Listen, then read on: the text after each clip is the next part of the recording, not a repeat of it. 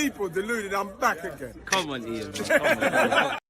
With an intro like that, with a guest like this, there's nothing more I can say other than people, Deluded, I'm back again. We got Cecil in the building. You saying, my boy? I'm good, bro. I'm off today, as you know. So when I'm here, it means I got at least a day, a little bit to myself. But no, I'm good. I mean, I've been all right. I've had a fucking good couple. Excuse my language. So Yeah, man. Nah, you've had a good time, man. I was watching your TikTok live stream of the PFA Awards. I was hoping you try and get some secrets about Van Dijk and Salah and how we can pick them to the title. But yeah, you're doing bits, my boy. I appreciate it, bro. Yeah, no, it was good. That was a big one for me. Still, I can't lie. That was huge. I was actually at TikTok head offices yesterday. I was kind of going through it all and doing reviews and looking at like what the future looks like and if we can do more things like that. So it was a success from their perspective, from the PFA's perspective. And yeah, like obviously the Van Dijk and Salah, I tried to get something. Obviously him playing my game, saying we're favourites and that. And now they've got Isak and they're beating. I don't know. It's a weird one. It's an interesting one, but things have been good, man. I just Arsenal, bro. The window was good, and then you see the result and things hurt a little bit, but listen, I'm still positive, still optimistic for the season. Trying not to get too bogged down with what the media are saying. Obviously, there's some conversations that have to be had, and there will be had, I'm sure, in this live. And also, I don't know. I think things are all right. There's improvements to be made. I hope for a bit of a change when we come back after international break, but it's the third game, bro. I have to keep reminding myself. You know, it's only the third game. So yeah. What are you telling me though? It's been a minute. You touched on everything I want to go through, and this is why you're here, because obviously, as you said, we'll get into it and kind of harp on about the fact that it's 3 games in it, but it's 3 games. Everything's being said. I think Arsenal fans have been on knife edge where last season's concerned, definitely pre-season, and obviously at the moment. I do want to ask you though, yeah, do you buy the fact that, well, with Salah and Van Dijk, obviously they're Premier League champions, do you think Liverpool were the favourites or are the favourites for the Premier League, or do you take their words and say we're the favourites because we've been together for a long time and all that stuff Salah was saying actually after he made the comments with you on I think it was on Sky Sports, like well, the comments were on was at the PFA Awards on the live stream. He said that's the clip. He said it when he was there with us, but like that got taken though. That was he first said that with me. Exactly. And then Sky Sports reran it like throughout the whole week, actually. Even built up your to whole the game. flow, man. Yeah, they even re-asked him. They said, "We said it, heard at the PFA Awards. This is what you said. You know, do you still stand by this?" I think, and everyone I speak to, people said that Salah he's like a franchise player, innit? So he doesn't really talk much, but when he talks, he's very calculated. So I think he is playing a bit of mind games, pushing the pressure over. 100%. And now looking at it, so they just signed Isak. They've beaten us. They were always favourites anyway, bro. They were champions without making any signings. And now they've made breaking a sweat. Exactly, and now they've made a load of signings. Like it only puts more pressure on them to retain the title. It's only us that put the pressure on ourselves because it's been second 3 times in a row. But Liverpool are favourites. You'll be naive to think they're not. They're currently obviously unbeaten already. And they're not even playing well.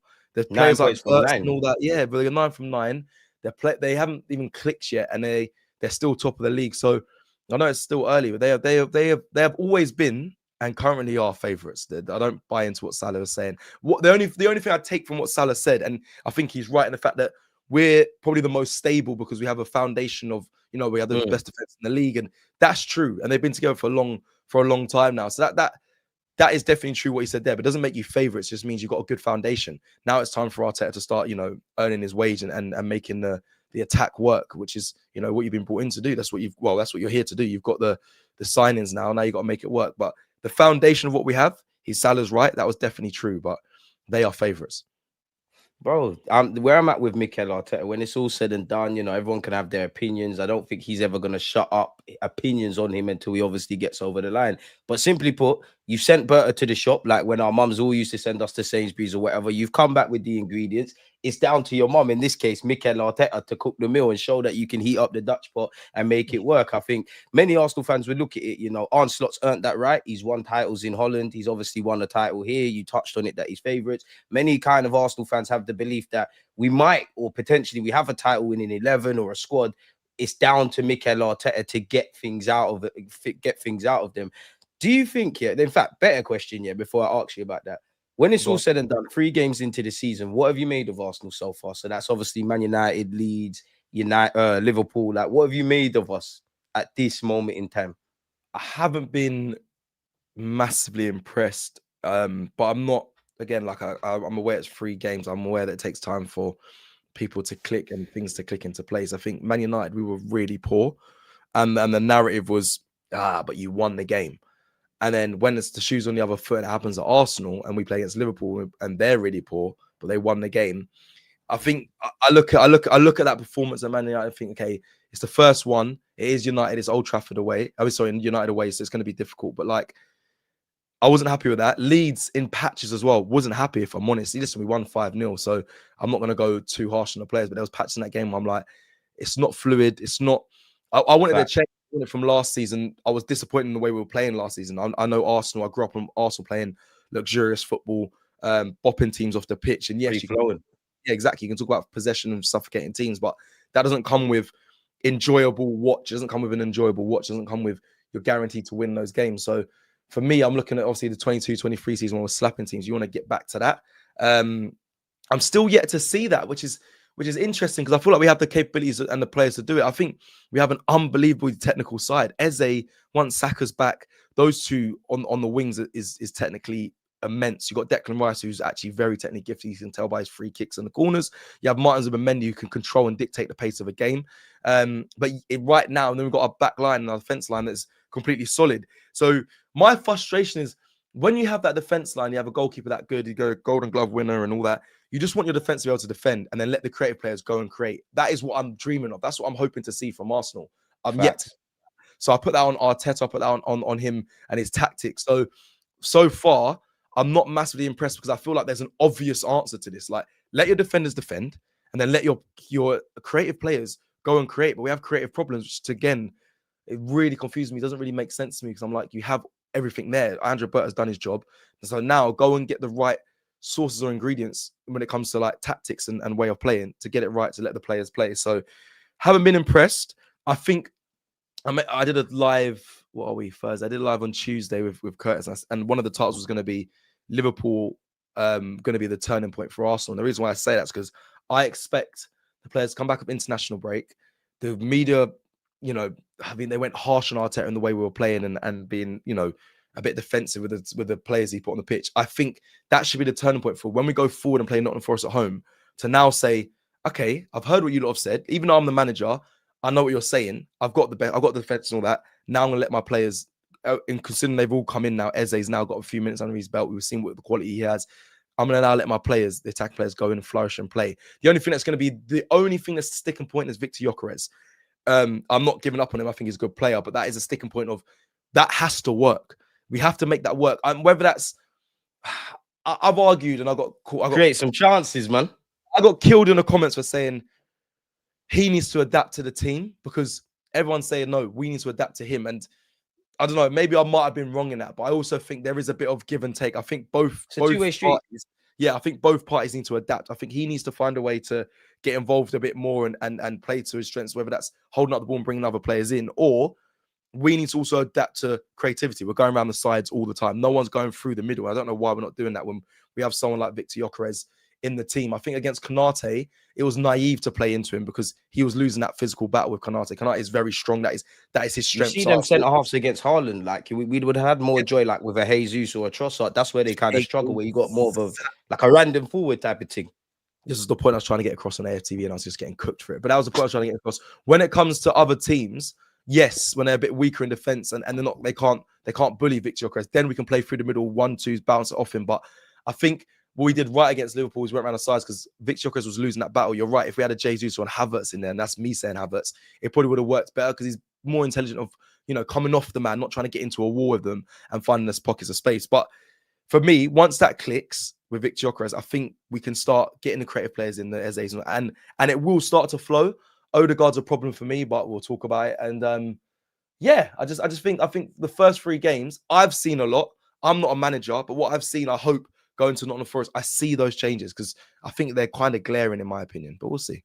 Why do you think we've not seen any building blocks? Because anyone that understands football, obviously, we've criticized Mikel Arteta. Everybody knows, like, maybe we could take the handbrake off. I don't want us to go the other way. I still want us to be great defensively. But yeah, and then when you look at it, I don't think anyone's expecting 3 games in. Obviously, we're playing free-flowing football. All the problems have been rewritten. That's not how football works. For me, I more want to see that 10, 11 games in.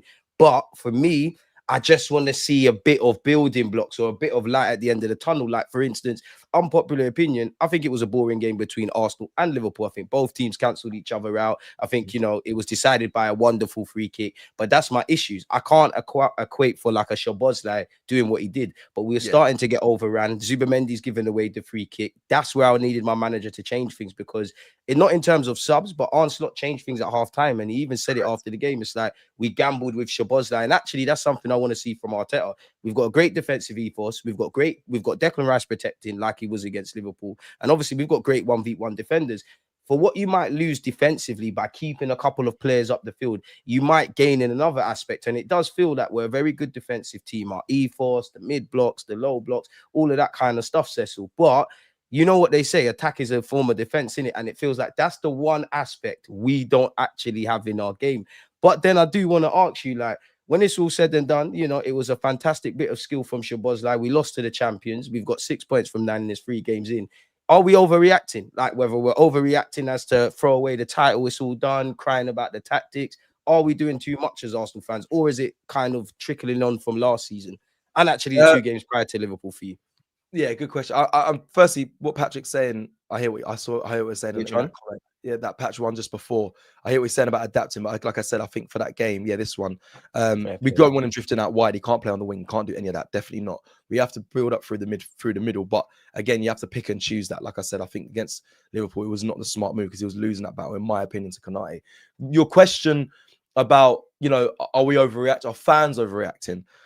Obviously, I listened to Rio Ferdinand's comments, which I saw them today. I think they came out yesterday about. You're a better man than me listening to Rio about Arsenal. Yeah, you know, do you know what? He actually annoys me a lot of the time when it comes to his words on Arsenal, because I feel like he's always trying to poke and prod and he's always be that fishing. troll. Yeah, but in this one, he spoke about, you know, Liverpool. It's Liverpool away, like, and it's one wondrous free kick. Arsenal in the game. He basically just kind of put water on the fire that a lot of fans are saying, you know, yeah, the season's done and we should be going there full out attack and showing them, if you want to win the league, this is what you got to do. You got to impose yourself on them and go full out and go and win, go for the big, well, the jugular really, and get a big win. For me, firstly, actually one thing he said, it was a boring game. I'm now going to put my hand up and say, I got caught up in being there. So my thing is, I was like, it was a really good game. And I kept saying that, and I was again, I'm aware of what people say. I'm aware of the comments. I was getting killed for. Me and Robbie were saying it was a good game and Arsenal were in it and whatnot. But that's because I think we was in the when we were sat there and we were both at half time, and a lot of the old school fans. We had a better first half than them, 100%. Yeah, and that's what it was. And all the old school man were like, listen, I've been here many years and I've never felt this confident or comfortable at half time. So I was like, and then I was buying into that. I was buying into the crowd trying to get up, the Anfield crowd trying to get up, and then we were just like nullifying them. Salah wasn't doing nothing. Ekitike wasn't doing nothing. So I was like, this is actually a fascinating game to see. Like, Liverpool actually struggling especially in that first half. That was the best time to beat Liverpool in recent years. I'll be so real. Right. So that's why I kind of was like, this is a good game. In the second half, you're right. You're spot on. They mentioned at halftime that Slot made changes, and he basically clocked what Arsenal were doing, and they made the small adjustments that kind of got them back in the game, even though I still think they weren't as good as people are making out. They scored from a wondrous free kick. So, but they just got a little bit more into the game. But Arsenal could have made that EZE sub 10 minutes earlier. I mean, he cooked Szoboszlai first touch around the corner. That might have changed some things. I'm surprised he brought on Mac Downham instead of Trossard. There was a few things that could have been done a little bit earlier, bringing on all these attacking subs, but it didn't happen. Martin Odegaard, where's even a Wanyeri? This is what I'm saying. So, but again, it was kind of predicted what Arteta was going to do anyway, which is probably a problem actually, if I'm in it, because I kind of knew the subs that were going to come. In-game management's an issue for the gaffer, man. Exactly. Liverpool would have known the ones that were coming as well if I knew. So, and they probably prepared for that. Do I think fans are overreacting? It's the third game.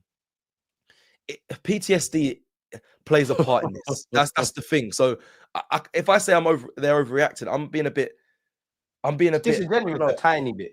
Yeah, I'm being a bit disrespectful, a bit harsh because we kind of see what's happening. And as much as I want to say it's the third game, I understand because they've just signed Isak. They've just beat.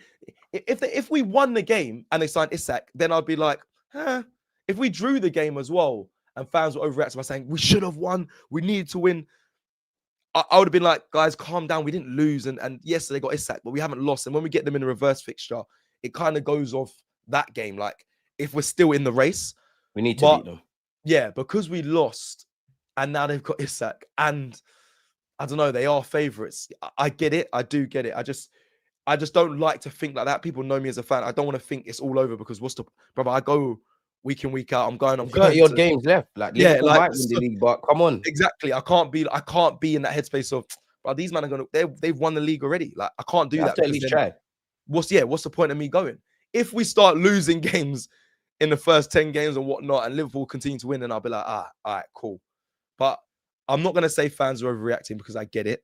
But I will stay in my head. I'm saying, listen, it's the third game. Things are gonna like our team. We've got injuries. Our team can still got time to click.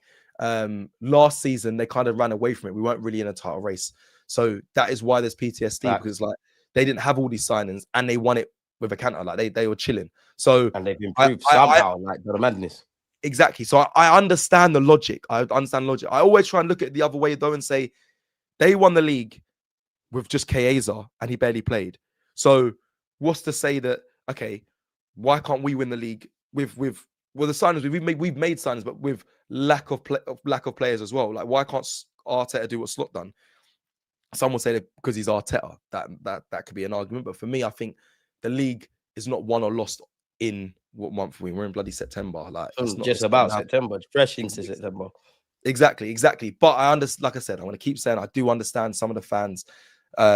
If you weren't an Arteta hater before, I understand those fans because the fans that are the loudest right now in my DMs and on me are the ones that never believed in Arteta anyway. So that's why they're saying it's done and get him out. So if you was originally an Arteta hater, I can't get on board with you too much. But if you're one that's just saying, listen, I've seen this before, I've been here, done that. We needed to win that game. Cecil, like, look at Liverpool, look how strong. I can actually understand things as well. Yeah, and also Liverpool haven't clicked yet, so they could be saying, "Look, what happens when they do click?" And they've got all these players. So that I can have a conversation with you. Trust me. All right.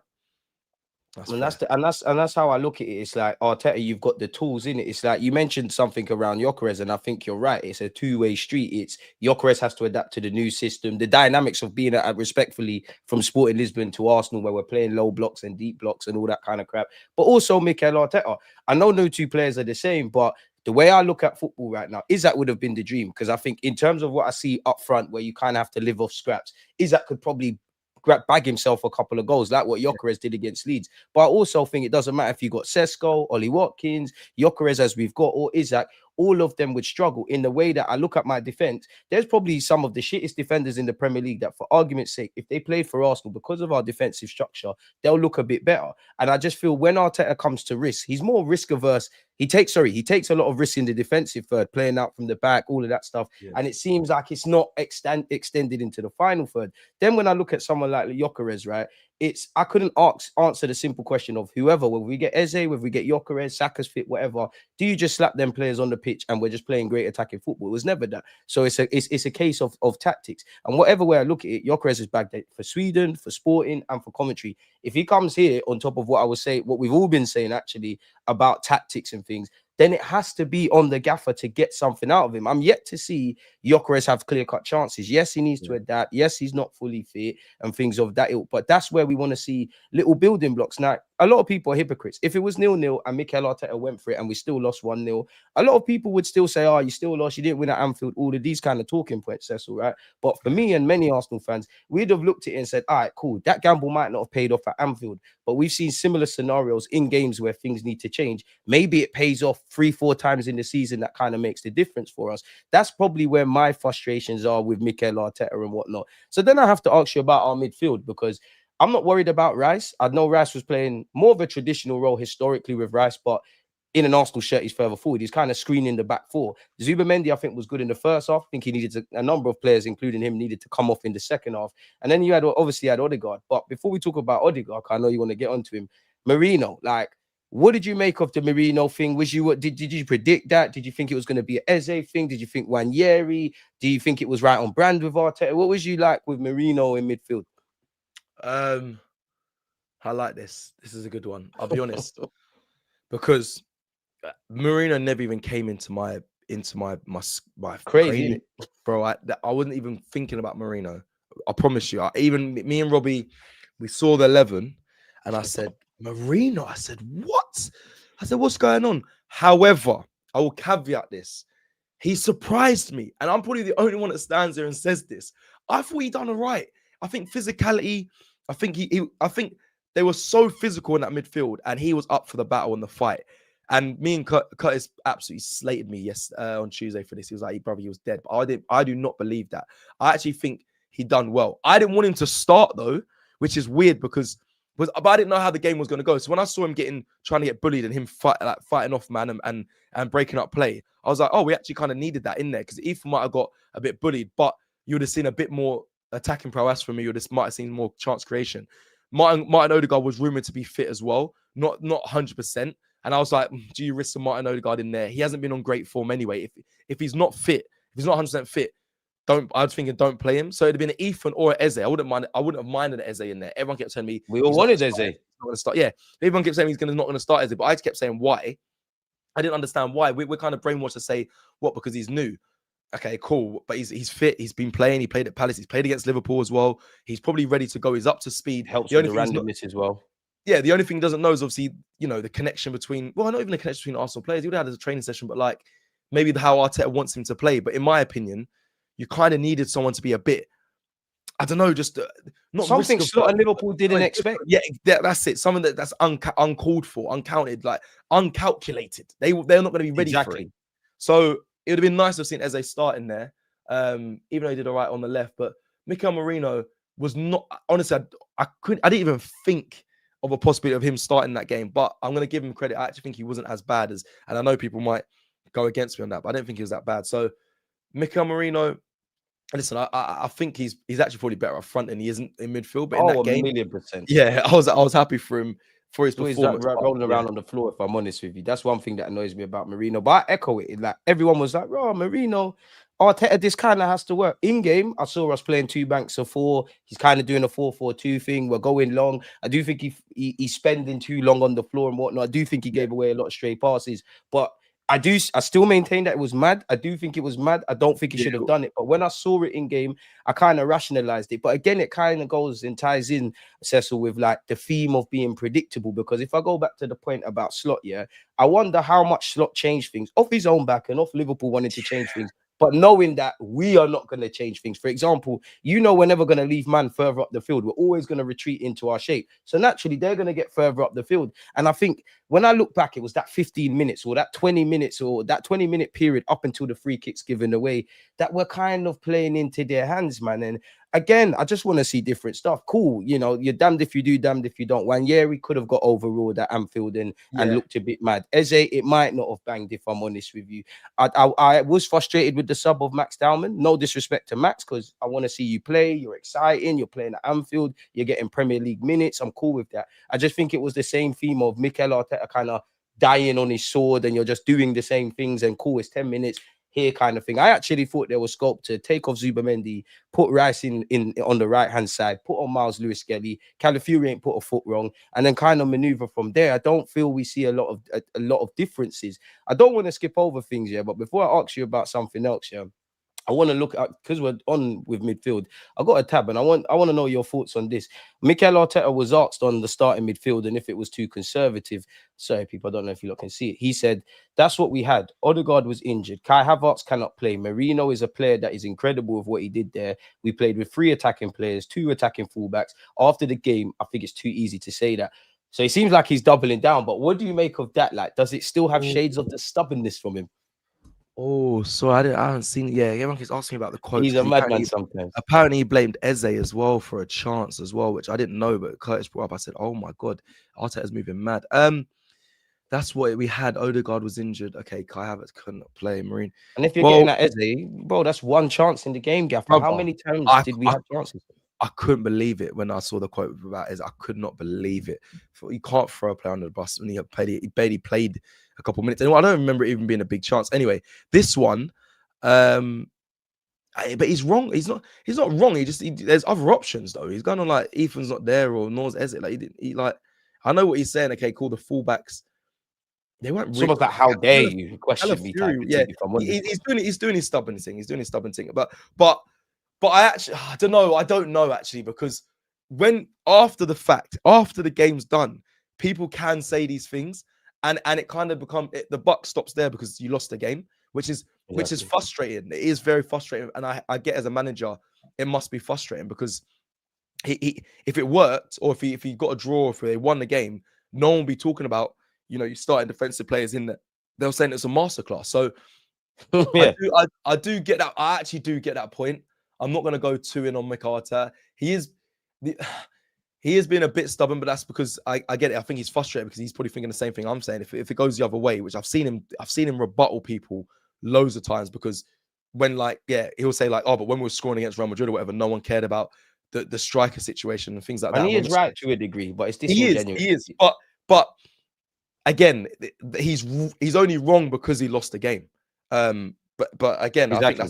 I think that is harsh. I just think him say there is more options. He could have mentioned other options, because he could have said, I could have, if he said at the end in that quote, like, okay, I could have played Ethan, but I'm aware that they would have probably targeted him because of physicality and whatnot. I could have played Eze, but right now he's not ready to. I think it's a bit of a risk to bring or throw someone in the deep end. If he said all those other options, that makes the quote more fuller, and then more full, sorry, and then we can have a proper conversation. But I'm gonna lean more to his side on that one. The only one I am frustrated of is that Eze quote that I think is, which I can't believe it's real. I mean, people were sending it to me after the live I did the other day, and I still can't believe that that's real what he said. I need to find it and probably discuss it. But yeah, he said about Eze missing that chance when he had the opportunity. I'm like, that's ridiculous. He was on for like 19 minutes, and I don't think it was even a clear-cut chance. So Well, go for the other hour of football, because at no point did I go, what a save, Alisson. Like, you go to Liverpool, that's my thing. I've got no shame in losing. We don't travel well to Anfield. Obviously, I wanted to win. I feel of the times we've drawn against Liverpool,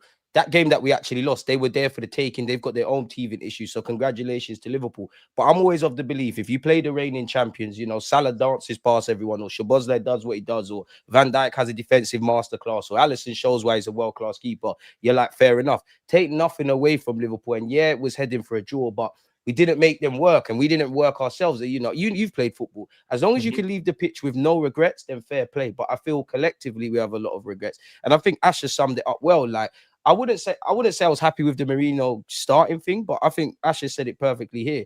I had more problems with his subs than his lineup. The game plan was working, and Liverpool looks bad. Arteta needed to be proactive and make changes to capitalize on our momentum. Now, before I ask you about Martinelli, and we get a bit more into Eze, a lot of people say Eze isn't a left winger, and now there's a clamour for Eze to play left wing. Does that make sense to you?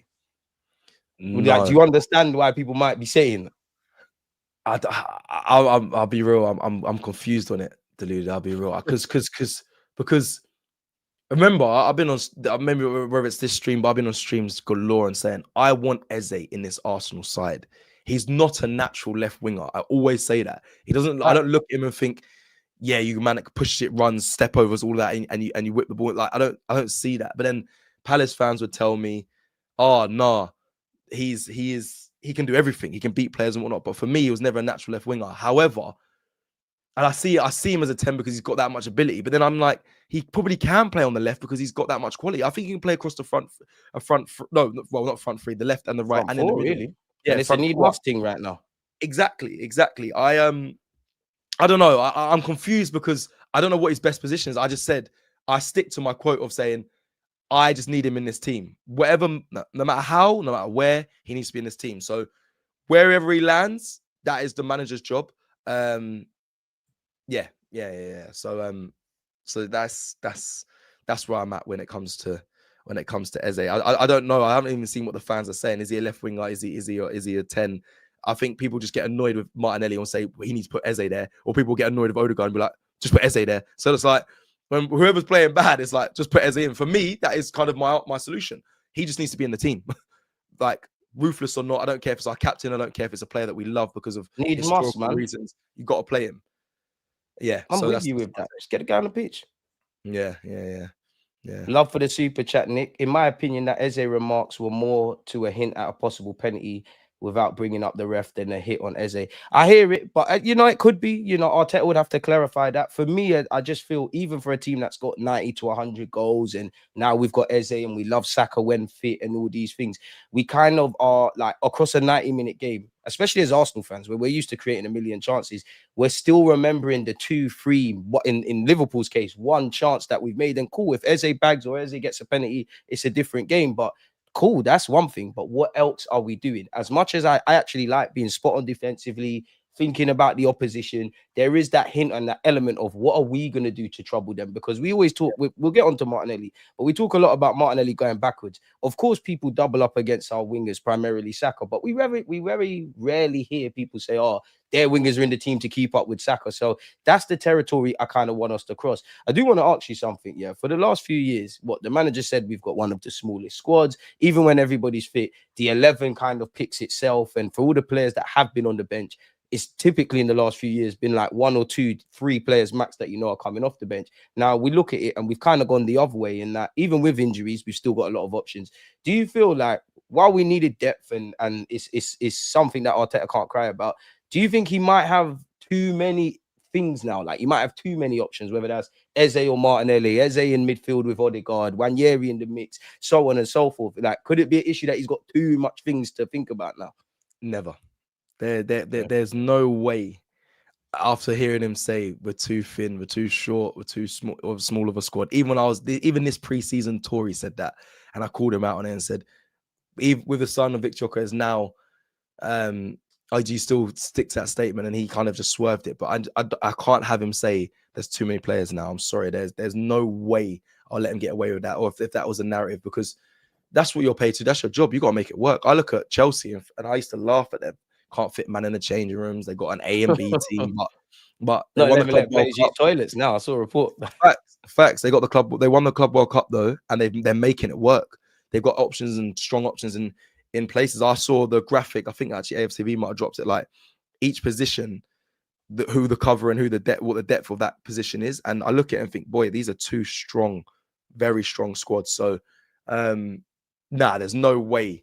There's no way that can be a narrative. He has to make that work. And bro, 3 injuries already.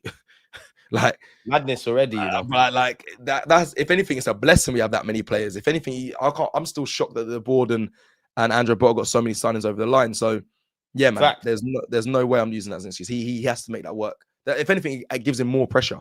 And if you don't bring silverware, hurry up and leave and bring the next manager in. That's mad me saying that, so then they can work with the players that we got. See, look at that.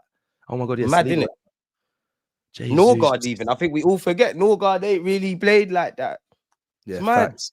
I would exclude Jesus because that was the one we knew we was getting into. Fair enough, Martin Odegaard and Trossard were on the bench. I do think we needed depth. In the best way we look at depth, it would have been a thing where who's on the bench, who's in the starting 11. Obviously, when there's injuries and we have a season like last year, we need to be able to absorb that. But then I also feel as well, Cecil, in that naturally Saka had a hamstring knock. Kai Havertz got injured against Man United, but Mikel Arteta said it was due to, the load. And then you look at Saliba, fair enough, it's an ankle injury. Where you look at the people who suffered hamstring knocks, probably Declan Rice, Magalhaes and Saliba. I do think Timber and White as well. I do think that factored into us having a bloated squad because we knew these men are going to pick up kind of knocks. Like, it's mad that I can't lie, life has come at us very quickly as Arsenal fans, man. But we should be able to cope, if I'm completely honest with you. What did you make of this man here, man? He stood up tall, bro. Yeah, Mosquera he's a G, bro. He looks a player still. Do you know what it is? Like, obviously, I played the game. We all have, but like I remember, but I played in a team where your main guy goes down, and then a sub or a trialist or a new person comes on, and you're like, oof. The first couple minutes will tell you everything. And in this, it happened. Like Mosquera got the ball. I remember they were passing along the back, and I was like, they're pressing, Liverpool are pressing. And I felt like Liverpool were targeting it as well. As this happened early on, it's when he first come on the pitch. There's like, I think Salah went to press him extremely quickly, and he dealt with it so calm. And I was like, oh, we actually might be all right. And then after that, he just like platformed. Just grew better and better, yeah, throughout the game. And then, like someone mentioned to me in fan, they said like, no one was saying we missed Saliba in that game. So I'm like, that is a massive compliment. I said, you actually spot on. And even in that photo, it looks kind of mager. Like, it looks kind of like, man can't really, but I never saw him get out weights. I never saw him even get like outrun. Saliba's very known for his recovery speed. Like I never Didn't saw look him. out of place. Never. And he was up against some top players. Like to say that Ekatike, Salah, and Gakpo were quiet. That's a credit to him because Saliba, he come off at like 4 minutes. So 3-4 minutes. So yeah, man, I'm very, very happy with that. And even in Cape as well, like doing the research on him and doing his breakdown, doing stats and looking at his clips, like I think like for like, if he steps in and say Saliba's back and then Cape steps in for Gabriel Magalhaes, I think we're in a very good stead when it comes to our number twos in those positions. And I never thought we could get players to close to the level of Saliba and Gabriel. I really don't, but I think we got this man for 13 million. You know, we robbed them. That's mental, brother. It's Ridiculous. actually mental. It's mental. It's crazy. Like big up Andrea Berta, because I think when it comes to deals as well, he done what even the Gyökeres thing. The Gyökeres, there was supposed to be 800 million euros release clause. The way they even got him down to like 60 something million. Like I think those go unnoticed and yeah, we always want the players. We don't care about money. It's not our money. But I think when you get players like that of that quality and you get them down for good prices, fair play, man. So yeah, Mosquera, hats off to him. What an incredible! I'm gassed for him. He's one that goes under him. He'll go under the radar as well, like as a superb signing. And I'm glad he's one that you see in years to come. Versus now where you got Zubimendi, EZE, Gyökeres, and that. Exactly, you'll see him grow into the team. It was like when Ben White came in, like wasn't really feeling it, didn't really know much about him, and then what he's become for Arsenal has been phenomenal. I think Mosquera is going to have the same sort of trajectory. So all hats off to him. I wish him all the best, and I'm happy he's in the side, man. Big up Andrea Berta, big up the club, and big up him. Being devil's advocate, yeah, obviously where Saliba's played and we've been accused of being negative anyways, but obviously when Saliba goes down 2 minutes into the game at Anfield, fair enough, it's early in the season and that, but it is Anfield, it is the reigning champions. He's come on, 21-year-old. There might be an element of protecting him, not that he needs protecting. Do you think that made us double down on maybe a conservative approach?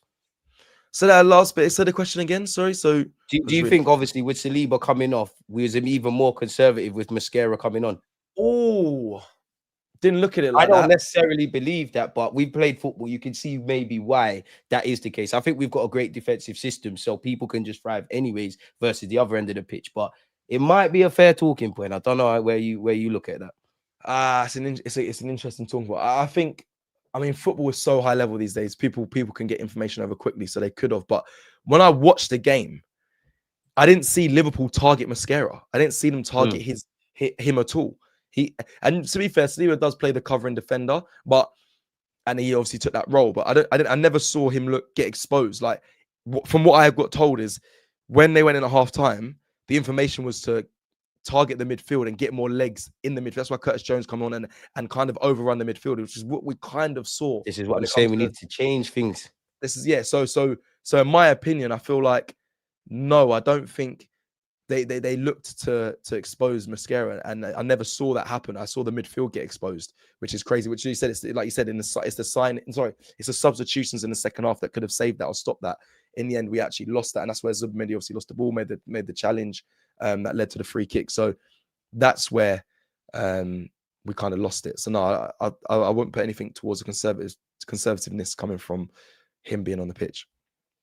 I want to ask you as well, yes, because you mentioned Gyökeres. Obviously, Hugo Ekitike, I feel he's becoming a bit underrated, obviously, because of all the talking points surrounding Liverpool with EZE. I think had they have just got Ekitike, that would have been amazing. But you can see how he fits the system, and he's been at Liverpool all the time. Fair enough, Gyökeres isn't fully fit, and he's not had a pre-season and stuff.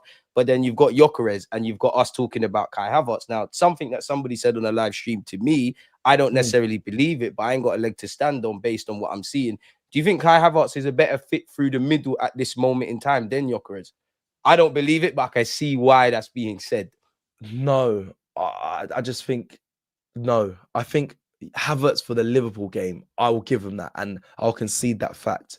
But he wasn't available because he's injured. But like, I watched that game, and I remember I was a striker, so like I'm very hyper focused. Even more in that. Yeah, exactly. I'm very hyper focused on strikers, movement, everything, what you bring to the team, everything. So, and it actually. Like I've said already, Konate's strength is strength and physicality. So if I was playing, even though I kind of pride myself on being a strong hold-up player, whatever, as well, I'm striker, I wouldn't have got into the battle with Konate because that's where he thrives. Exactly. And the stats show it. When they play against Haaland, same with Saliba and Gabriel, when they play against Haaland, they love all that. Gabriel loves the fight and he gets 0.0% what XG or whatever it is. Is that man struggle against that? Got a bit about them. Exactly. It's the players that can get on the ball, find pockets and face you up, bring other players into play, play off you, peel off the defender. So for that game, yes, but going forward, no. Like Vic Gyökeres' goal record, and people say the Portuguese league, whatever, but like still got to put them in the back of the net. Exactly. Havertz won't compare to that. I haven't seen Havertz do what Gyökeres did against Leeds with that finish when he just runs in, cuts inside, and shoots early. So like, I just think we shouldn't be progressing. Not that we shouldn't be progressing with Havertz, but I think you got to give Gyökeres a bit of time to bed in. I think man them forget like Havertz came in and we gave him time, brother. He was playing in the midfield. We had to move him, and then we had to wait to give him a charity penalty at Bournemouth. Like, let's not forget that. Like, give Gyökeres the same amount of time and respect and liability that he gave to Havertz, and then make the decision. Right now, you can't be saying that, unfortunately. So yeah, that'll be my answer to that. No, I think you're bang on. I want to last a bit about the general comments about the attack before I get into significant things. Yeah, do you think it's more the system or the players? Because the players do have to do a bit more. They're the ones playing. But I do think the system, a bit like what I said, I think we've got a great defensive ethos across the whole team from all aspects. That's why and you throw in the recruitment. That's why I'm quite confident about anything we do defensively. Attack, I like EZE. I like Gyökeres. I like Zubimendi being the conductor, as you referred to him. I fit Odegaard, everybody's laughing. Saka does his thing. Madueke's in the mix. But I don't think it's ever been a case of you just slap these players on and we're lit. So, like, do you think it's more the system or is it the players? Because if it's the system, then it's the gaffer. Yeah, the truth. The system and the players are lipsing. They're lipsing right now because it's on Arteta though. Because the reason why I say that is because the system, in my opinion, heavily revolves around Odegaard and what Odegaard brings to the team going forward, and then the system, and then also Martinelli plays into that as well. And that's where I think we're failing. There's those two players, which then aligns with the system because you need those people. Yeah, we're hiding because we have to use those players for the system to work. But I'm like, well, you don't need those. You don't need those players for the system to work. But he's over reliant on those players for the system. If you get rid of an Odegaard and put an EZE in there, and you take off a Martinelli, put a Noni in there, and Saka's back, say, or Trossard in there, then I think you'll see the system work a bit better. But I think Arteta's too hell-bent on it. I think it is more system than players, in my opinion. But I think they're both hand in hand. I think if you release the shackles and play a more creatively attacking players, then you'll see a better system or better free flow in Arsenal. So that's why I say they're lips, and I just it's heavily on Arteta. That's mainly on Arteta. That's the truth. It's on Arteta. So and I've always been I've been a big fan of Arteta. No, I won't hide from that fact. I've always been a big fan of Arteta, but I can call things out, and right now, that is kind of the issue. So yeah, I think that's kind of where we're at. I think the players, because I look at our team and think the quality of players is so good. But you have to make that work. But that's what you're getting paid to do. So it's more on Arteta in the system, in my opinion. Exactly. And this is where Arteta needs to show if you can smash that glass ceiling. I think, if you left today, you've put us in better stead than when you was obviously walked in. But you might not be the guy to get us over the line. I always say you can't stand in the rain and complain while you're wet. In previous years, you might not have had a good summer. You might have been let down in terms of recruitment, injuries, all of these things. Luxuries were afforded to other teams. But I do think there are some Arsenal fans that are sat there, whether they believed in Arteta or initially or not, they say, you know what, you've got us into these conversations where there was times they were talking about Leicester and Spurs overtaking us. We're now second. You've got us into this realm, but now you need to get us over the line. In fact, there's many fans that would say, you know what, fair enough. We believe in the players, like the core nucleus of the players. We all know the ones that need to go, but there's more players that people like than dislike, innit? A lot of people believe in the squad and not necessarily the gaffers. Like, because I must admit, I'm on that side now where Arteta, everything is your fault now. As harsh as that is, everything's your fault. If you're the owner of a business, it's all your fault now. There's been different players, you've been brought stuff. Yeah, there's going to be refereeing and injuries and stuff. You need to get over the line. You have a squad capable of it. It's down to your tactics, it's down to whatever. Like, do you feel like it's kind of maybe not internally at Arsenal, but do you think it's either all down to Arteta to deliver now, or do you think it's now or never? Like, do you think it gets dark if we don't win silverware? Like, where's your mind space at with that? Yeah, it's like you just said there. Like, it's all like I haven't got time for excuses now. It's all on you. You've got all the tools. You can blame injuries, but expensive tools, Yeah. You blame injuries, but then you've got the players now. Like you've got eight new players. It's like a whole. it's like a whole new team, and Ridiculous. that's like from goalkeeper all the way through to the front line. So it is all on him. So sadly, now there's no excuses. So yeah, the pressure is on. He has to win silverware. Even from me, he has to win silverware. But I say silverware. I know there's, again, the Arteta haters or the real, like, I don't know, the ones that, they'll say standards merchants, whatever. They want obviously the Premier League. But I hear it. But winning the Premier League, when you're not favourites, is never a given. So I can't be like, you must win the Premier League or it's gone. Or you're gone. I just think you have to win silverware. And yeah, people aren't going to be happy with a League Cup and FA Cup, but like, there's no excuse. There's literally no excuse. So I'm different to a lot of people in that sense. I think people want the Premier League or the Champions League.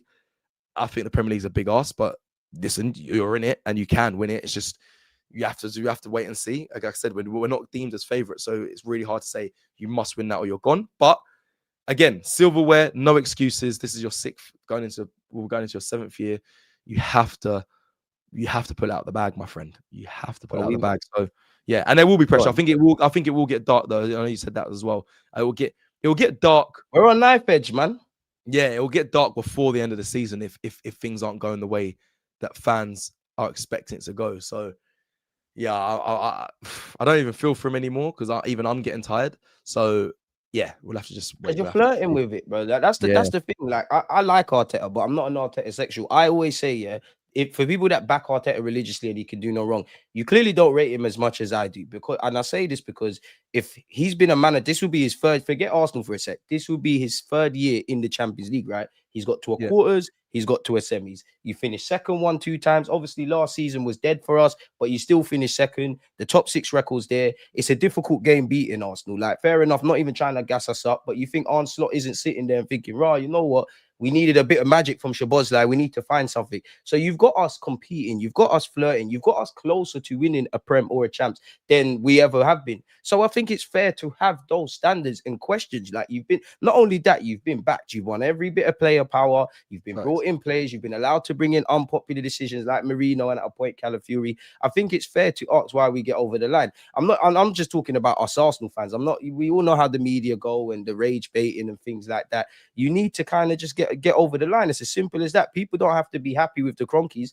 They've backed Arteta all the way, even to bring in a novice manager to this job. Berta's come in, did very well, even with new contracts. So it's down to you to deliver, man. All the statistics are there apart from what we need. And I do think there are some people who are a bit disingenuous. And I say that because obviously at the end of the season that just went, right, you saw several teams win trophies and it felt like we were getting kicked in the gut time after time. People were saying a trophy's a trophy. If we only win the FA or the League Cup, people are going to, 12 months from now, people obviously going to change their thoughts. I'm at the point now where the fans need it, but the players need to get a taste of silverware before mental fatigue sets in. I think the only way to shut people up is the Prem or the Champs. So it leads me to ask you this, like, if you was a betting man, I know you said the Prem's difficult, which it is. The Champions League, I even think is more difficult. But like, which one would you prefer? Which one do you think we're more likely to win? It's a difficult one, man. It is. I haven't really got the answer for this one because I want the Prem. I want the Champs. We ain't done. Yeah, we haven't won European. I know, but I want. This is tough. It's actually Club World Cup's not even next. It's not even next year actually. And the Cronkies are going to want to get in that. Yeah, that's why I'm just trying to think the Champions League, and then I want to win that. But then I don't know. I think I haven't even got the answer. But I'm kind of equal. I think because it's funny if we beat the Liverpool when they've spent all that money. Isak has come to win everything. He says in his interview and all that. He wants to win everything, and then like you've broken a record twice with Wirtz and Isak, and we win the league. And if Liverpool don't win the Champions League, then I would take the league. But yeah, I want to see us. I do want to see us win the league. I'll be honest. Champions League. Yeah, I think the league just edges it for me. It just edges it only because 38 games. I'm gonna be I'm traveling. Yeah, I think it'll be a bit more enjoyable for me, more so than Champions League only by a fraction. This is not by much because we need to win European silverware. Your pedigree's pony in Europe, man. Yeah, it's really bad, and I think the Champions League. I think it's easier. It is easier than the league. Yeah, only because I don't know. This is going to be mad. I think though, man. 38 games. I know. But the fact that I've seen the draw already for the Champions League, and I look at the first couple kind of games, it's only when it gets to knockouts it's going to get difficult. But once you get to knockouts, it's like 4 games and you can have a trophy. So I feel like it's slightly The easier. margins, though, man.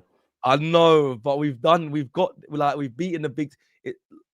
I don't know. I just look at PSG. Yeah, they slapped. So they were unbelievable at that time. But like then I've seen them gone and lost to, they went and lost to Chelsea and that. So I just think, I don't know. I think for me, it's easier than if you said easier. I don't know, man. I think it's easier than the Premier League. Personally, I think the Premier League's at an all-time high this season. I really do. I think there's so much quality in it. That we not doing it is the only kind of factor. But I think the teams in the Premier League and over the 38 games of the period of time to win it with the amount of quality in this Premier League, I think it's harder than Champions League this season. But yeah, Premier League for me, just though. I want to see us win the Champions League, but I just don't know. I don't know if we're there. What is this, our second? It's our 3rd year in it, yeah. 3rd year back. Yeah, 3rd year in it under Arteta. Well, yeah, we're about to play in it. Yeah, quarterfinal, semis. Hopefully, it's a final. I don't know, man. For me, I think maybe I think we're more. Year, man. Go on. Maybe. Yeah, I was gonna say that. Maybe it's the next year. Like you said, it's quarters, semis. Then it might be final. The year after that. Well, I thought to be fair, when we beat Madrid, I thought, I don't want to start dreaming, but we might be able to do something. And then PSG just said, forget all of that dreaming thing. Yeah, facts. It's a difficult one because where you look at the champs, I think the way bar the exceptions of what an Atalanta or Inter played 3 at the back and were defensively focused. I think European teams, they're more on this effort. We're going to do what we were going to do. You lot do what you're going to do. I think Prems have kind of sussed us out, mid and low blocks and things of that ilk. It kind of plays against us. I do think, bar the exception of like a Liverpool, who they might retain the Prem, but in my 30 years, obviously I've seen them winning the champs, not necessarily have sustained domestic dominance. And even when City were doing it, it took City a while to get over that line in the Premier League. And then you could flip it in Spain and say, look at Real Madrid. Even when they were winning all these Champions Leagues, it wasn't necessarily correlating in the league. But I am of the belief you've got to bully your own thing first. And we've been second in it. Like we've been second for 3 years, maybe even 4. We've got to 1 semi-final in God knows how long. It's a different ball game. And obviously when it's crunch times in the Prem, we have bottled it. But you get more chances in it. You get more chances because there's 38 games versus God knows however many in the knockout stages. So I don't feel there's a right or wrong answer. I'd rather win the champs. There's nothing better than winning the Prem. I'd rather win the champs because we ain't done it and you're champions of Europe. And I'm sure the Cronkies would like it because that's how you get into the Club World Cup. I think the biggest question is if you don't win either of those, I don't think that shuts up all Arsenal fans though, man. Which is the main talking point. It doesn't. I mean, I've even seen you on streams recently, like with Dan Potts. I see you chopping in, and I'm seeing what the temperature's like around certain fans. So like, it's volatile right now, man. Yeah, man. So that's not going to satisfy enough people, but they'll still want the manager gone. Like even after this, and I've saw some outrageous stuff even after we lost to Liverpool. That listen, get him out. So 100%, bro, 100%. There's going to be some naysayers and some doubters, but that's the pressure, man. That's being an Arsenal Football Club, and especially when you've been here this long, you've been given this much money. Like, that doesn't happen often unless you're like Arsene Wenger. And Arsene but then Cecil, what do you say to people that say, who else are we going to get? Remember where he's taking us from, which is, it's not to degrade those points or say they're not valid, but that can't keep flying for years, surely. But that is something that's said with Arsenal fans. Yeah, I mean, I used to be that fan saying, brother, look where we were, bro. Going to Burnley away, Turf Moor, and praying for a win. And we win in 1-0. So I've been there, but now I've got to a stage where I'm like, bro, it's 6 years. Like, you can't keep saying, look where we come from, because now we're here. Like, look where we come from. Cool, when we went from 5th to 2nd. Now we're second. The 3rd biggest club in England, man. Yeah, and now we're second. Like, you can't say, look where we come from. We're there. We've been here. We might have to try something else. Yeah, we've come from second. Like, we've come from being challenging 3 years in a row. Like, I don't want to hear that anymore. So, and I've gone past that. Who we're gonna get is really the question where you say, okay, that's the question, because I don't. Luis Enrique, the dream. Bring me Areola. I don't trust the board to pick someone who's experienced and can be quite ferocious when it comes to. I don't know. So I don't know. You'd have to trust Berta, man. Yeah, well, that's it. You have to trust Berta, and that maybe might be the difference. But I like Areola, but Areola's never done it in a big club. But I Some think would say the Palace lad. Well, yeah, Glasner. Glasner. People like Glasner. I really like Iriola. I've always been a fan of him. But again, is that a proven manager that people are going to be happy with? Probably not. People aren't.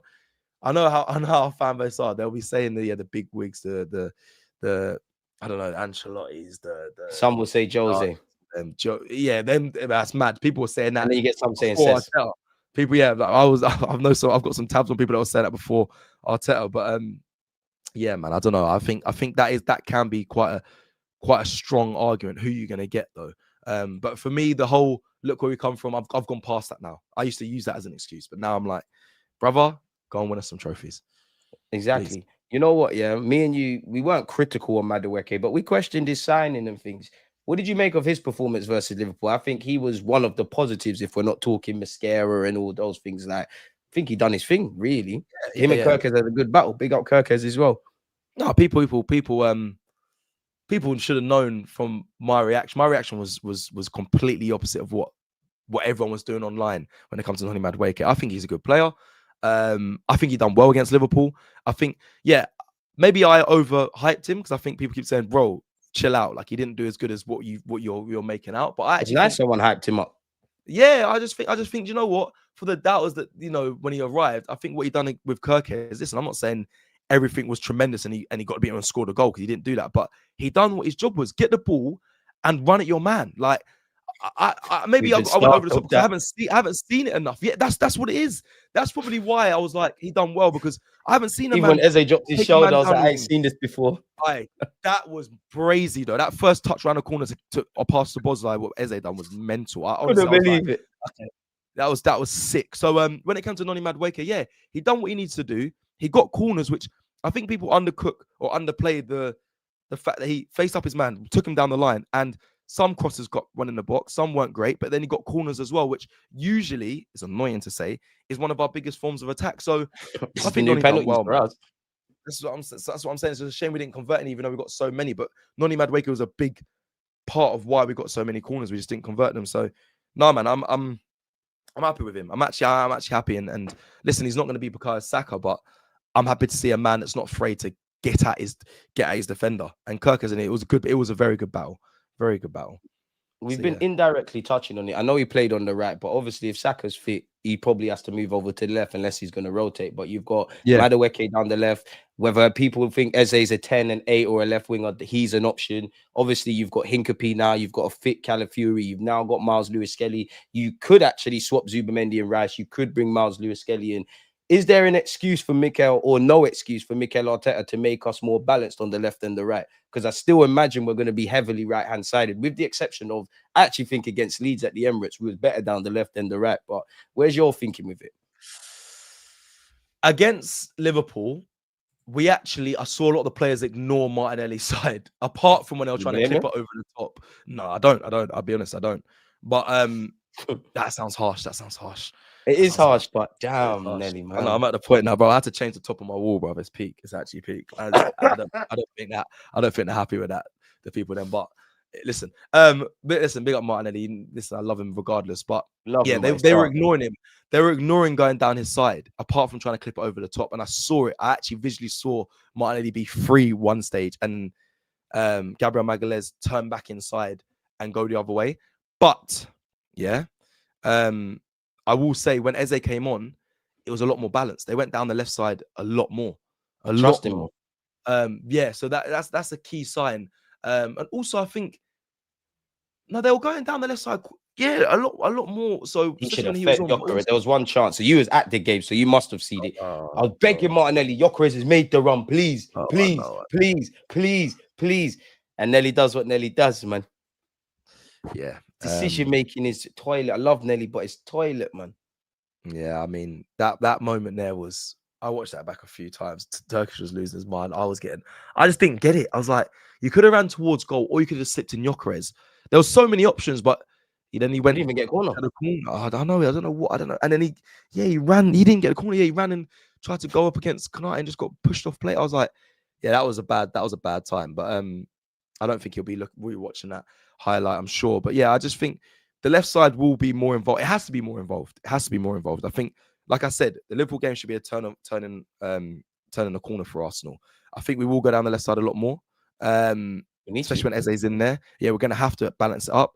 And also with Saka being injured, I don't think, the priority is going to be going down to Noni Madueke, if I'm honest. I think he's going to try and have to balance it out and then find a way through the middle, which is what you want to see. You want to see a team that has threats down each side and can play through the middle. So for me, I think it'll be interesting to see what happens against Nottingham Forest. But yeah, they'll be utilizing the left a lot more. From what I even saw at Liverpool, I think they're trying to do that anyway. So we'll see. We'll see. What do you make of it with Martinelli? Like, because to be fair to Martinelli, I think I look at it on a twofold. I think in life, it always has to be your fault. You need to take responsibility. At the end of the day, you've had a number of years now and you've not really kicked on to the point where I look at the season, his outbreak season where he was scoring bare goals. Did he ever improve, or did we just set up situations and scenarios where we're good on the transition and he's going to thrive? To be fair, and I don't think his decision-making's improved. To be fair to him, maybe we're not playing to his strengths. Maybe the left back and the centre mid stuff. Maybe we play quite patient. And that kind of goes against him. I do think there's a bit of a tax to get the best out of all our attackers in Mikel Arteta's system. But I'm more look at Nelly, man. Like, but where are you at? Like, what do you pull it down to? Because I think he's crossing over to being scapegoated. I want to support him, but like, where has it gone wrong? What do you attribute it to? So I've looked at every scenario, by the way. Remember, I'm kind of close to their team as well. So I've looked at all the things they've said.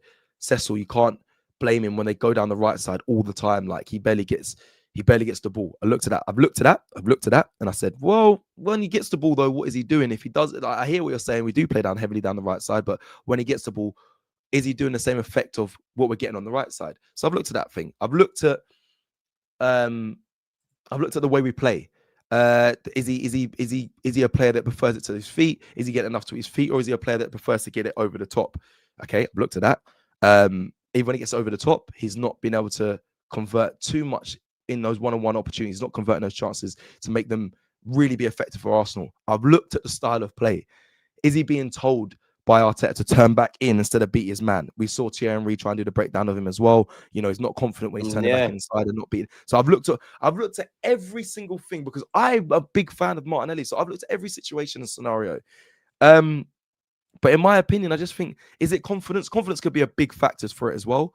But in my opinion, when you have other players stepping in, like a Max Diamond, say, I know it's the other side coming in and playing more like a Brazilian than what you are. Playing with more maturity, if I'm completely honest. This is what I'm saying. I can't keep defending.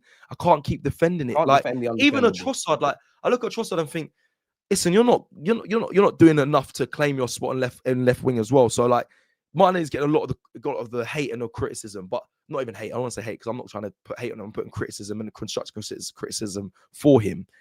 But Trossard isn't doing much either. So I'm doing both sides. I think you're both not doing enough on that left side. But when it comes to Martinelli, I just expected more from you because I've seen a ceiling where you've hit 15 goals. Like, I've seen you do it. I've seen you play well and do it for Arsenal. So when you're not doing it, I can criticize because I've seen it before. And I don't really know what the solution is. I don't know what the solution is because I've seen a solution many times. I've seen him be benched. I've seen him be rotated. I've seen I've seen Trossard start over him. I've seen competition when it comes to new signings in his position. I've seen him play in other positions.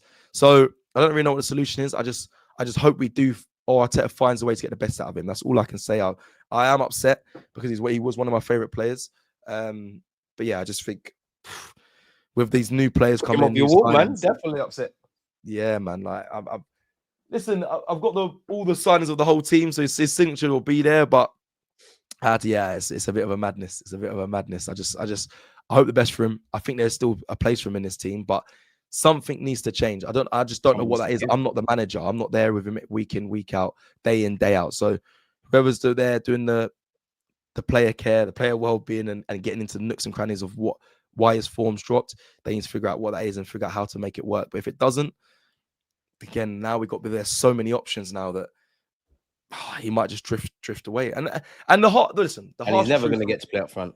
No, and the harsh truth and reality of this whole thing is when Zinchenko came in, he was transformative for Arsenal. So was Gabriel Jesus. I remember those times, yeah.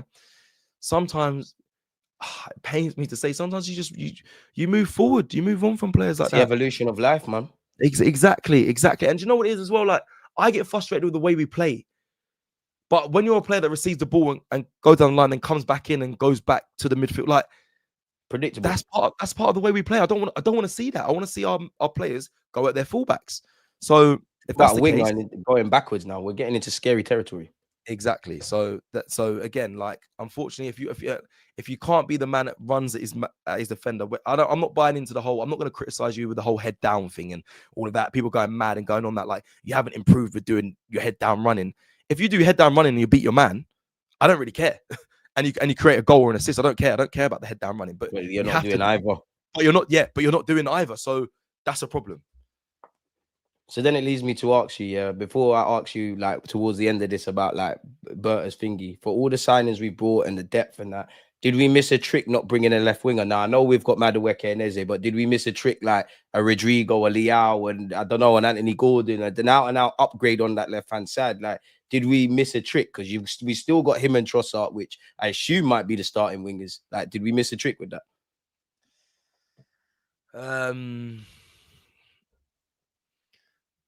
I'm going to say no. I think fans will always say yes because they want a Leao or Rodrigo or whatever.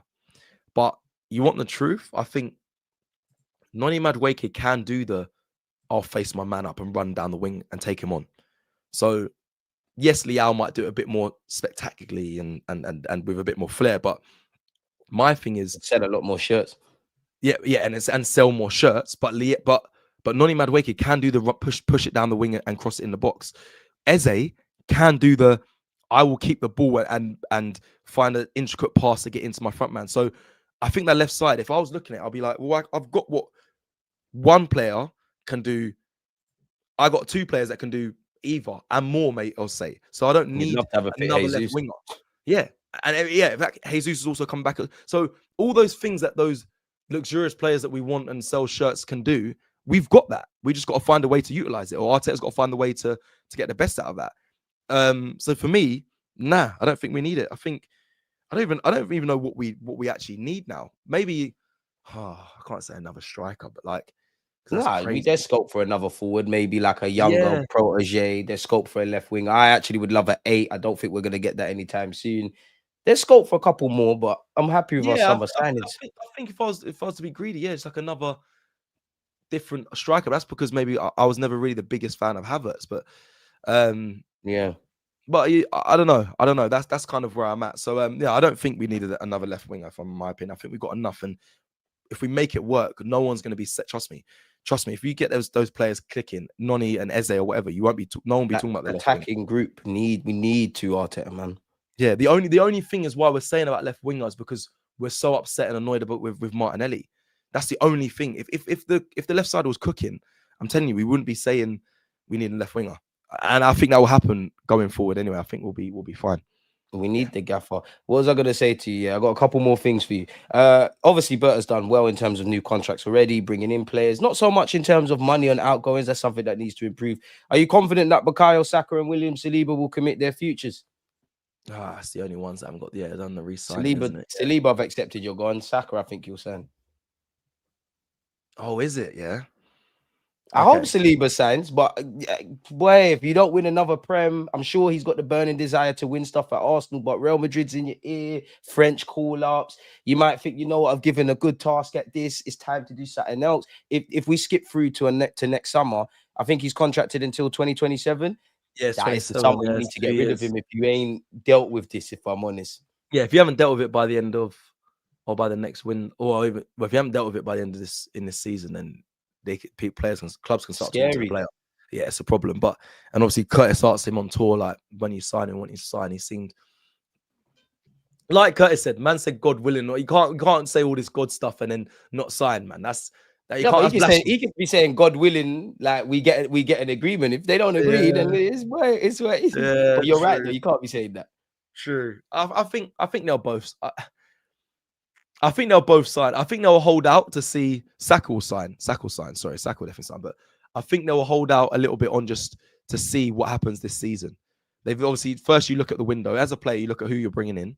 and know if your club's serious. And then you'll look at, okay, how are things progressing this season? Because you're right, no one wants to see second. If you don't win silverware, he's got to start thinking about his future. So yeah, I think they both will sign, if I'm being honest, but I think they're just assessing situations right now. I hope so. And to be honest with you, if I was Saka or Saliba and I remove my Arsenal cap, it's not that I'm not happy in London, happy with the team, believe in the team, all of that. I just know every day that goes past that I don't sign this new deal, Arsenal's negotiating position is getting weaker. Mine's getting stronger. Obviously, Berta's experienced and he has to hold his nerve. But between Berta, the recruitment stuff, something's going to have to give. And I know you shouldn't pocket watch, but I am going to look at Kai Havertz and Gabriel Jesus and all of these guys and like, bro, they're on X amount. I need to be on X He has amount. to get the money. Yeah, he has to get We have to get the peas, bro. That's why they're waiting. They are probably stuck on wages and stuff and bonuses because he deserves. They deserve, both of them deserve to be the highest paid players in the club. So, yeah, that's probably what they're waiting out for, if I'm being honest. Exactly. Like, obviously, now that this is something else in relation to Zubimendi. What do you rate, in terms of incomings, what do you rate our summer then? Just incomings? Yeah. Collectively, what would you, like, out of 10, collectively, for all these men on screen, what would you give it? Before I ask you on the individual names. Just incomings? I would probably say 9. I rated the window as a whole 8.5, and I tried to take away the Liverpool thing because if you start getting into, well, look what Liverpool did, you bring your score down, and we shouldn't look at a window like that. The Liverpool have had the best window. I'd say our second in terms of happiness. I would say facts, but when it comes to like incomings solely, I'd say 9. But if it comes as a whole of like selling, which I always look at, selling brings it down. Yeah, it's been terrible. So I'll bring it down to half. So I'll bring it down to 8.5 for that.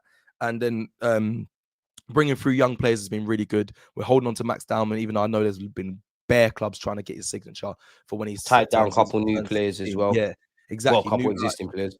Exactly, tied down some of the existing players that that needed to put pen to paper. So 8.5. Sorry, Edu would still be trying to sign Gyökeres still if he was here, mate. Let alone all the other names.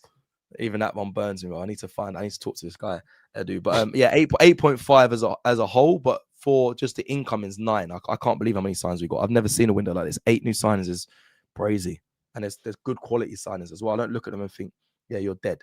I honestly don't see any of those players. Collectively, for me, I give it a 7. I think I'm happy with the incomings, especially obviously for me in particular, Gyökeres, EZE, and Zubimendi. I think them man are level raisers right now. Then I look at Hincapie. I personally wanted a left back or someone able to play there. No issues there. I like what Mosquera could become. I wouldn't have bought Madueke, admittedly, but at the end of the day, he's here now. There's an option for you. I wouldn't have bought Norgard, but stopgap. I wouldn't have bought Kepa, but I'm not going to cry about a second choice keeper. And just in terms of the fact that we got 8 players, I couldn't have seen that. But I look at all of these signings. 7, bro. Like collectively as a 7, because I'm talking about our whole window, innit? I mark it down because I still think we need a left winger. I hear it. There's 2 man there that can play left wing. I would have loved the Rodrigo. I was kind of buying into that hype. And then I have to mark it down a further 2 points because I know Berta's just got in here and he's done great because he joined in March. But outgoings, like we've not really, we haven't changed our reputation of being poor sellers, innit? We didn't really do nothing. Nelson and Vieira, they're still on loan. We did shift on Lokonga. Zini, we just had to take the loan fee and keep it moving. So I would say that in terms of incoming, just purely incomings, 10 out of 10. Arteta, you can't cry. You've got tools. You utilize them. Where I look at them individually, I give Kepa a 6. I give Zubimendi a 10. I give Norgard a 6. I give Madueke a 6. I give Mosquera a 10 because of what he could be. I give Gyökeres a 10. I give EZE a 10. And I give Hincapie a strong 9. I need that, and it's a 7 overall, man.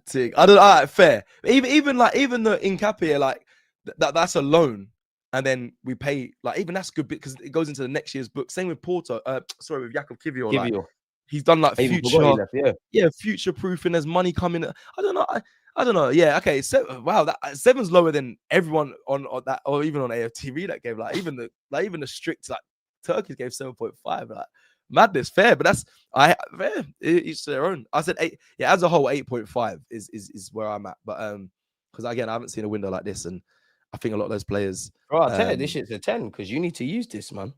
Yeah, no, fair. I thought you've got EZE, like, bro, like for you, Arteta, this 10 out of 10. You've got EZE and what he could be. You've got Zubamendi that you've been chasing. You've got Yeah. Mosquera, and you know what? I'm more probably Mosquera. I'm cool about you and Hinkapie because defensively we're great. You've got a Spanish international as your second choice keeper. You've got a Premier League proven Norgard who there could have been scope to use you at Liverpool. You wanted Madueke. We are not signing Madueke unless you verify that. So you now show me what he could be. And I think with the signing of EZE and Gyökeres, it kind of takes some level of the burden off Madueke. I don't think you can complain, man. I think it's a strong, in terms of income, a strong 7. You get me a left winger, I'm giving it an 8. And then if we had better sign, I would have marked it down twice for 2 points for sales, innit? Because we ain't done nothing. We haven't, I haven't seen us. I'm seeing United get money, more so City, Liverpool, and them, man. We ain't got peas. Now, fair enough, our sellable assets might not be looked at as the most attractive, and you're kind of at your mercy, but yeah, man, it's still a good window. It's a positive window. It's the best window we've had in the Emirates in a long time, if ever. 100%. Full stop. 100%. And also, sorry, just quickly, I think people forget, Robbie always reminds me of this. He's right. Like Chelsea, not the good sellers and Man United, but you're forgetting what they're buying these players for. Like when they sold Højlund, I was like, oh my god, that fee's mad. But they lost like 20 million off that set of when they bought him. So like a lot of these players that we bought, even like Jakub Kiwior was going for, I think, a little bit more than what we bought him for. I think Kepa was he's the world record goalkeeper signing. Chelsea spent so much. We got him for 5 million. Like I don't know. I think But you know what? The signing of Berta could be 10 out of 10 just because we've got Berta in as well. Even that. Still. Facts. He's not. Yeah, Kojo, you're not even wrong there. Berta's done bits. Yeah, fair. It's mad. So my last thing for you then, before I let you get out of here, yeah. What do you make of the Champions League group? I'm happy, bro. Very, very, very happy. No fixtures stick out at you or nothing. Yeah, toughest one is Inter Milan away. That's the toughest one. Bayern coming to the. Do you know what? Oh, what's Bayern's front three? Elise, Kane, and there's another top player. Elise, Kane, and because I looked at it, I said, Ross, they are moving mad. That'll be tough at home. Obviously, we've got Bayern at home. On a stick, man. Yeah, we've got Bayern at home, so that is gonna be tough. But I just think it's. I'm happy, man. I'm happy. Like it's a Luis Diaz. That's it. Sorry, Luis Diaz. Oh yeah, Jackson. Completely forgot Luis. Yeah, that's it. Sorry. So that is that is a mad front three. But listen, it is what it is. I think the rest of the teams we got life. Not even life. We expected to beat those teams. I don't care what anyone says. We expect to beat those teams. I think Inter Milan's the toughest away, like I said, but the rest is. I think that's an easy. Listen, you have to get a certain amount of points to be in the top 8. And I think, look at those teams within the first couple of games, we should be able to break through into that. Arteta's going to have to bob and weave and utilize his squad, man, because after this international break, life is starting to come out as fast. The Champions League's coming into play. The Prem starts to get into full swing. Obviously, League Cup, fair enough, Port Vale, but you still have to be able to pivot. This is what we have the squad for, isn't it? And it's traveling. It's like Port Vale. Traveling as well.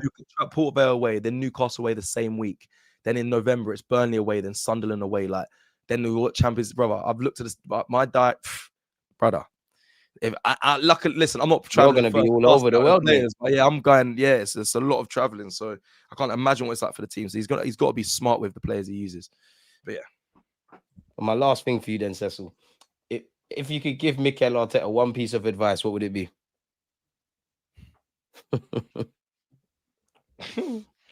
I didn't see that as a spanner in the works. Brother, just let your attacking players play, man. Just that's put down the handbrake.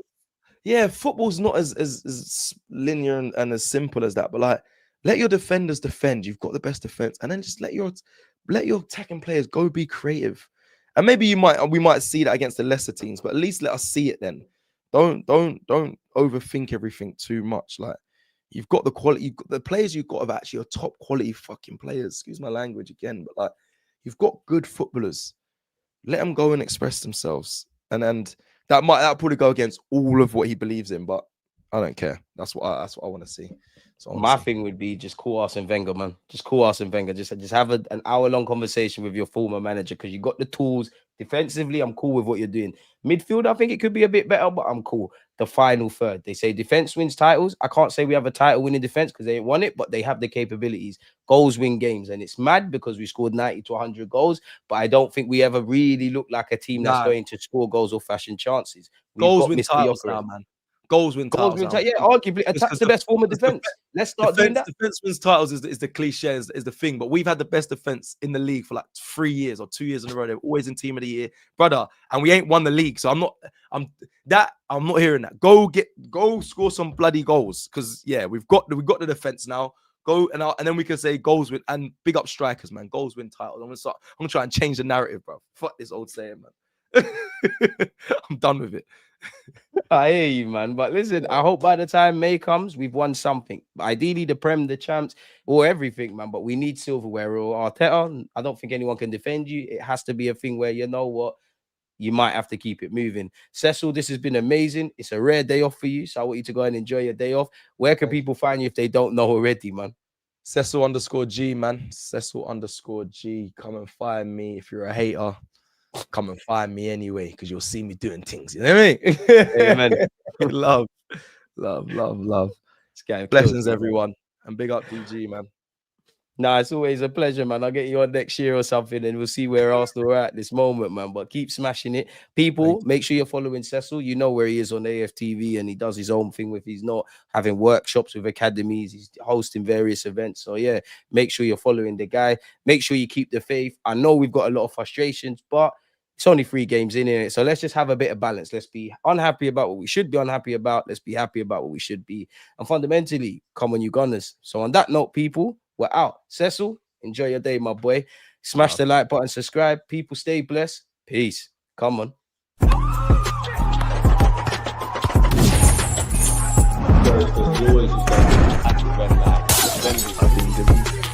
think